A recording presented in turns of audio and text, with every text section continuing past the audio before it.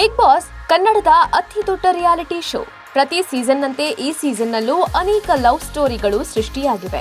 ಕಾವ್ಯ ಗಿಲ್ಲಿ ರಕ್ಷಿತಾ, ಸೂರಜ್ ರಾಶಿಕಾ ಇವರು ತಮ್ಮ love story ಮೂಲಕವೇ ಜನರನ್ನ ಎಂಟರ್ಟೈನ್ ಮಾಡಿದ್ರು. ಈ ಮಧ್ಯೆ ಸೂರಜ್ ಸಿಂಗ್ 68 ದಿನಗಳ ಆಟ ಮುಗಿಸಿ ಬಿಗ್ ಬಾಸ್ ಮನೆಯಿಂದ ಔಟ್ ಆಗಿದ್ದು ಅನೇಕರಲ್ಲಿ ಬೇಸರ ಮೂಡಿಸಿತ್ತು. ಇದರ ಬೆನ್ನಲ್ಲೇ ವೀಕ್ಷಕರಿಗೆ ಮತ್ತು ಸೂರಜ್ ಫ್ಯಾನ್ಸ್ಗೆ ಕಲರ್ಸ್ ಕನ್ನಡ ಬಿಗ್ ಅಪ್ಡೇಟ್ ಕೊಟ್ಟಿದೆ. ಹಾಗಿದ್ರೆ ಏನಿದು ಸ್ಟೋರಿ ಅಂತ ಹೇಳ್ತೀವಿ. ಅದಕ್ಕೂ ಮೊದಲು ಬಾಸ್ ಟಿವಿ ಕನ್ನಡ ಚಾನೆಲ್ನ ಸಬ್ಸ್ಕ್ರೈಬ್ ಮಾಡಿ. ಬಿಗ್ ಬಾಸ್ಗೆ ರೊಮ್ಯಾಂಟಿಕ್ ಆಗಿ ಎಂಟ್ರಿ ಕೊಟ್ಟು ಹೆಣ್ಣು ಮಕ್ಕಳ ಹೃದಯ ಕದ್ದಿದ್ದ ಸೂರಜ್ ಸಿಂಗ್ಗೆ ಕಲರ್ಸ್ ಕನ್ನಡ ಅದೃಷ್ಟದ ಬಾಗಿಲು ತೆರೆದಿದೆ. ಹೌದು, ಸ್ವಿಮ್ಮಿಂಗ್ ಪೂಲ್ನಿಂದ ಬಂದು ತಮ್ಮ ಕಟ್ಟುಮಸ್ತಾದ ಸುಂದರವಾದ ಬಾಡಿ ತೋರಿಸುತ್ತಾ ಮನೆ ಹೆಣ್ಮಕ್ಕಳ ಜೊತೆಗೆ ಬಿಗ್ ಬಾಸ್ ನೋಡುವ ಅನೇಕ ಯುವತಿಯರ ಕ್ರಶ್ ಬಾಯ್ ಆಗಿದ್ರು.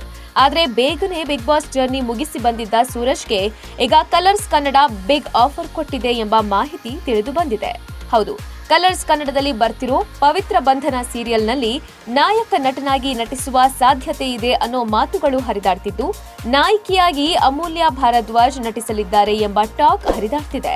ಈ ವಿಷಯ ಸೂರಜ್ ಅಭಿಮಾನಿಗಳಿಗೆ ಸಂತಸ ತಂದಿದೆ.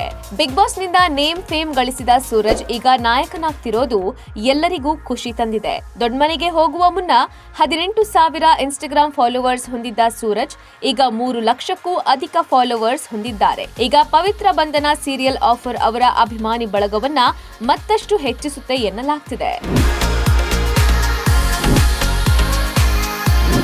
ಒಟ್ನಲ್ಲಿ ಬಿಗ್ ಬಾಸ್ ಸ್ಪರ್ಧಿಗಳು ಕಲರ್ಸ್ ಕನ್ನಡದ ಧಾರಾವಾಹಿಗಳಲ್ಲಿ ನಟಿಸೋದು, ಕಲರ್ಸ್ ಕನ್ನಡದ ನಟ ನಟಿಯರು ಬಿಗ್ ಬಾಸ್ಗೆ ಬರೋದು ಹೊಸದೇನಲ್ಲ. ಈಗ ಸೂರಜ್ ಸಿಂಗ್ಗೆ ಕಲರ್ಸ್ ಕನ್ನಡ ಧಾರಾವಾಹಿ ಒಂದರ ಹೀರೋ ಆಗುವ ಅವಕಾಶ ನೀಡಿದೆ ಎನ್ನಲಾಗ್ತಿದ್ದು, ಅಭಿಮಾನಿಗಳು ಕೂಡ ಫುಲ್ ಎಕ್ಸೈಟ್ ಆಗಿದ್ದಾರೆ. Bureau report, boss TV Kannada.